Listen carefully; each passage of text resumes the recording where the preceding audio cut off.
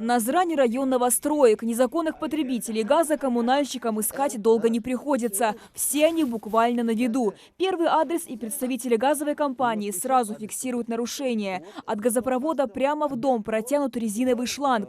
Счетчика также нет. Такое подключение чревато утечкой. В дальнейшем, если газ где-то накопится, есть свойство накоплять, может хлопок произойти, что и случалось неоднократно в нашей республике, с последствиями для людей, для здоровья и жизни даже. Вот мы сейчас по этому адресу находимся, где уже один раз разговор с потребителем был, отключения производились. Ну и сейчас видим, что абонент подключился, несмотря на то, что здесь очень опасно. Несколько подключений шланговые, и шланг даже не первой свежести, как говорится. Хозяйка дома оправдывается тем, что данным помещением они не пользуются. Шланг харса только даяха. Шланг же даяха. Шланг тагын договор ищат, шланг адацию.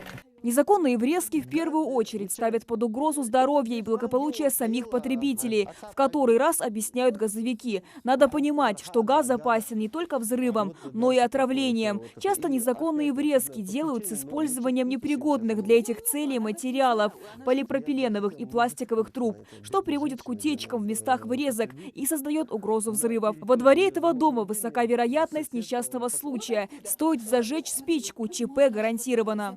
Потребитель подсоединился, во-первых, незаконно, а во-вторых, со всеми нарушениями. Нарушение нормативно-технической документации и очень небезопасно. Здесь чувствуется запах газа, опять-таки дело.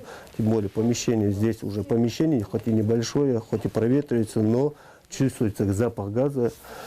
Соответственно, если небольшой источник будет огня, и, возможно, будет и хлопок, и очень опасно. Накапливается со дня в день. И сейчас ветер и сквозняк будет меньше, то он накопится в таких количествах, где может произойти и хлопок, взрыв. К этой трубе также подключился и сосед, что удивляет большой новый дом. Но вот платить за газ его жильцы не хотят. На стук коммунальщиков они тоже не отвечают. В этой ситуации комиссия видит только один выход – отключение от газопровода и штраф. Передаем материалы, ОКЗ наше, правоохранительные органы, накладываем штраф административный. Все соединения, они сразу нашими сотрудниками газораспределительной организации отключается, запломбируется все.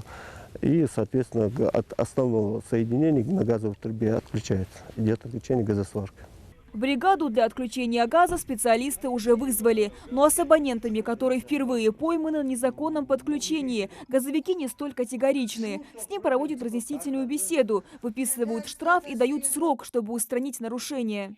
Шлангаж даяхис, шлангаж даяха, тут газы компании цани договор, то найгу ходот, что он был бахбач, договор узаконивший счетчик да оты.